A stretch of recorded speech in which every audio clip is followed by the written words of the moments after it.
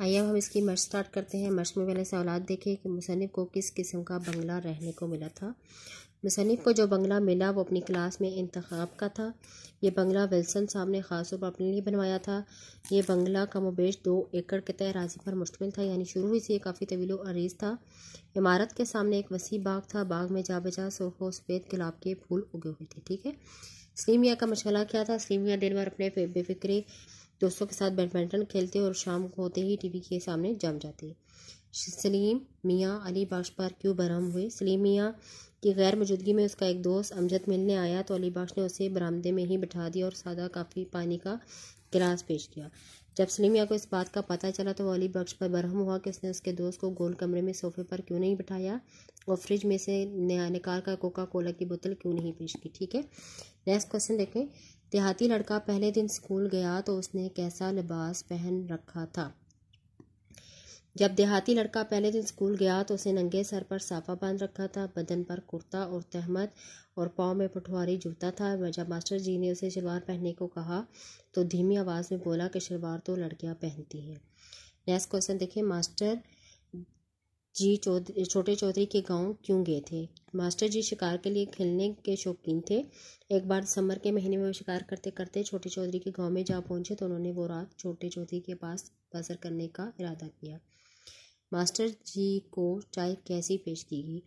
इन दिनों गांव में चाय बनाने का रवाज ना था। चाय सिर्फ मरीजों को दी जाती थी। कोई चाय बनाना भी नहीं जानता था, इसलिए मास्टर जी को आधी कच्ची और आधी पक्की चाय पेश की गई जो बहुत बदमज़ा थी। मास्टर जी ने एक घूंट चाय पीकर बाकी चाय रख दी। देहाती लड़के की कहानी को सुनकर सलीमा पर क्या असर हुआ था? देहाती लड़के की कहानी सुनकर सलीम मियाँ हैरान हो गए और उनकी आंखों में एक देहाती के लिए मोहब्बत की चमक उठी। ठीक है। कदर हयात का खुलासा आगे आपने लिखना है। वाहिद की जमा और जमा के वाहिद आपने बताने हैं। सबसे पहले है देहात। ठीक है। देहात जमा है और इसका होगा दहिया। शिकायत वाहिद है, इसका होगा शिकायत। इरशादात जमा है, इरशाद। किस्सा कसस। हादसात हादसा। रवायत रवायात। इमारत इमारात। इम्तियाज़ इम्तियाज़ात। मुशाहिदात मुशाहिदा। ठीक है। नेक्स्ट आपने दरअसल अल्फाज को मतन को नजर रखते हुए दूसरे आपकी निशानदेही आपने करनी है। करनेलों को रिहाइश के लिए कौन से बंगले मिलते हैं? सी क्लास। अलगर्ज हमारे बंगले का मिजाज हर जाविये से डैश था, अमीराना। तमाम देहातियों ने मास्टर जी से कौन से बरखुरदारों की खैरियत दरियाफ्त की थी? नाम मौलूद। इसमें थर्ड वाला आता है। ठीक है। नाम मौलूद। मास्टर जी के बैठने के लिए क्या चीज़ मंगवाई गई थी? चारपाई। मास्टर जी ने किस चीज़ की फरमाइश की थी? चाय की। ठीक है। नेक्स्ट देखें। मतन को मद्देनजर रखते हुए दुरुस्त और गलत जुमलों की निशानदेही करें। तरफैन के बयानों से वाज़ह था कि तनाज़ा बहुत खफीफ है, ये दुरुस्त। सारे स्कूल में एक हेडमास्टर साहब थे जो सूट पहनते थे, गलत। सीम और अली बख्श दोनों की आंखों में एक देहाती के लिए मजाक की चमक थी, गलत। देहाती लोग इतने महजब नहीं होते कि ड्राइंग रूम में के लिए ले आए। ठीक है। दुरुस्त। सलीमी अभी एफए के इम्तिहान से फारिग हुए थे, गलत। ठीक है। इसके बाद आपने एराब लगाने हैं। कसाम। कसाम का मतलब कसाम अजल। ठीक है। कसाम काफ ज़बर, सीन शद है और पेश है, ज़बर है और मीम ज़ेर। ठीक है। अजल अलिफ ज़बर, ज़े और लाम जज़म। कित्ताए ज़मीन, काफ ज़ेर, तोए जज़म, आइन ज़बर और हे जज़म, ज़मीन ज़े ज़बर, मीम ज़ेर, योरून जज़म। आगे है मुखिल, मीम पेश, खे ज़ेर, लाम जज़म। तवाज़ो, ते ज़बर, वाओ के ऊपर भी ज़बर है, अलिफ जज़म, ज़वाद जो है वो पेश और आइन जज़म। तनाज़ा, ते ज़बर, नून ज़बर, अलिफ जज़म और ज़े के पेश है और आइन जज़म है। ठीक है। आगे आपने महमूद अयाज की तलमी के बारे में बताना है कि महमूद गजनी का बादशाह था जो अपने बाप की वफ़ात के बाद 998 में हिजरी में तख्त नशीन हुआ था। ठीक है। वो बड़ा बहादुर और हौसलामंद हुक्मरान था। उसने हिंदुस्तान के हुक्मरानों के साथ कई लड़ाइयाँ लड़ी। गजनी को तरक्की देने के लिए हिंदुस्तान पर सतह हमले किए। महमूद ने पहले लाहौर फतह किया था और फिर काठेवार में सोमनाथ के मंदिर पर उसने हमला किया था। ठीक है। मंदिर में से उसे बेशुमार माल और दौलत मिली। वो ये दौलत लेकर वापस गजनी लौट रहा था कि रास्ते में जाटों ने उसे परेशान किया। जहां उसकी फ़ौज के बहुत से सिपाही और सवारी के जानवर मारे गए जाटों को सज़ा देने के लिए उसने हिंदुस्तान पर 17 और आखिरी हमला किया। सुल्तान महमूद गजनी का एक वफादार ग़ुलाम था, जिसका मैंने आपको चैप्टर के स्टार्टिंग में बताया था कि उसके ग़ुलाम का नाम जो था वो अयाज था। ठीक है, जो अयाज मलिक के नाम से भी मशहूर है। ये ग़ुलाम अपने आका पर जान निसार करता था। महमूद ने उसे लाहौर का सूबेदार मुकर्रर कर रखा था। महमूद भी अयाज से वालिहाना मोहब्बत करता था। महमूद और अयाज की मोहब्बत एक ज़रबुल मिसल भांजों की ठीक थे। महमूद और अयाज जो था वो दोनों मशहूर हैं। मशहूर है कि एक दिन महमूद गज़नवी ने एक मैदान में दौलत के अंबार लगा दिए, तो वो ऐलान किया, उसने करा दिया कि आज जो शख्स जिस कदर दौलत हासिल करना चाहे उसको इजाज़त है। ठीक है, लोग दौलत पर टूट पड़े। लोग तो फिर ज़ाहिर उनको मिल रहा था तो वो फिर टूट पड़े। हर का माँ दौलत समेटने में मसरूफ़ था। सुल्तान ने अयाज से कहा कि तुम भी दौलत इकट्ठी करो।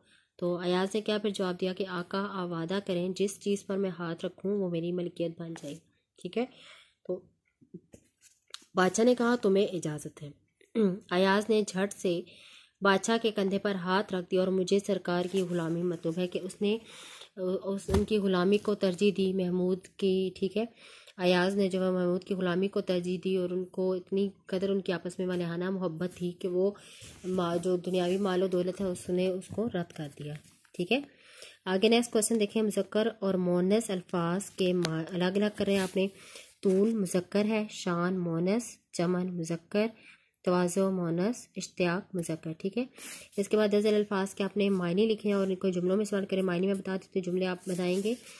कबाहत, बुराई, फ़र्क इम्तियाज़, फ़र्क, नौयत, किस्म, तलाफ़ी, नुकसान पूरा करना, मबहूत, हैरान रह जाना, दस्तूर, आइन, तौर तरीके। ठीक है, इसके बाद हमने सियाक़ सबा के हवाले से तशरीह करनी है। सलीम ने जो भी इस पैराग्राफ की आपने सियाक़ सबा के हवाले से तशरीह करेंगे।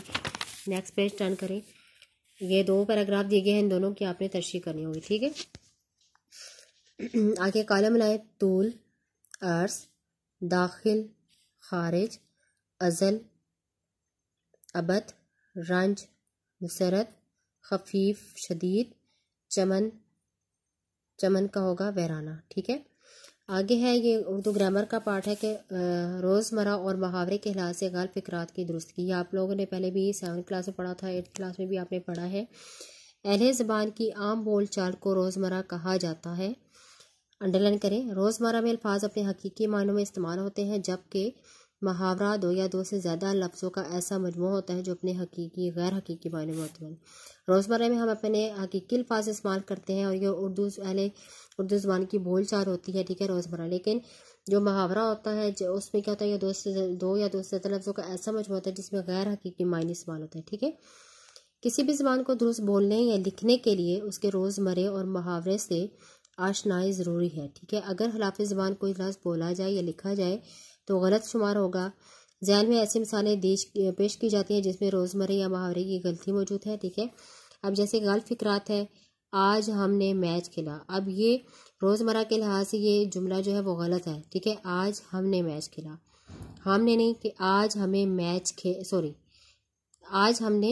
खेलना है, हमने नहीं आज हमें मैच खेलना है।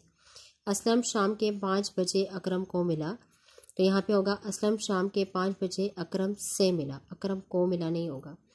तुम तो नाक पर मच्छर नहीं बैठने देते, तुम तो नाक पर मच्छर नहीं बैठने देते, मक्खी नहीं बैठने देते।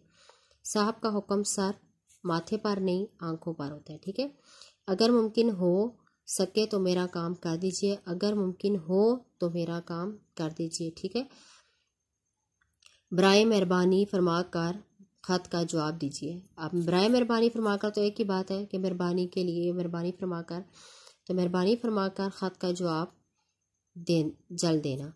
वो तो हमेशा बेपर की सुनाती है, वो तो हमेशा बेपर की उड़ाती है। ठीक है, ये औरत तो आफत की परकाला है, ये औरत तो आफत का परकाला है। ठीक है, ये आपको समझ आ गया रोज़मर्रा मुहावरे के लिहाज से कल फ़िक्रात की दुरुस्ती कैसे करते हैं। अब इनको ज़बानी याद करें और डेफिनेशंस याद करें, उसकी प्रैक्टिस करें और बाकी जो क्वेश्चन आंसर मैंने आपको लिखने के लिए कहा है वो लिखें और उनको ज़बानी याद करें। थैंक यू, अल्लाह हाफ़िज़।